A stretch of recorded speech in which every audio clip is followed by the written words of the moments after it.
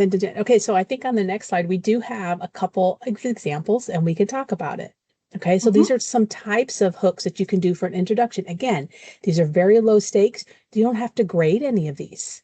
All right. Shelley was talking about media. Do you bring props? I mean, if you're doing a class, maybe you have skits or, period clothing, stories, games, experiments, puzzles, images, graphics, all of those things. You can have something up and you're coming in and you're like, "Ooh, what are we going to do?" It gets that spikes that curiosity. So they want to Mhm. engage with you. So the Exactly. hooks are very, very important. You don't want them, again, to come in and sit and be passive. You want to engage that curiosity. Live polls, surveys, excellent, Bonnie, all of those things. And this is not an exhaustive list. There's so many things out there. I mean, even if you're struggling, you can even have AI kind of give you some suggestions.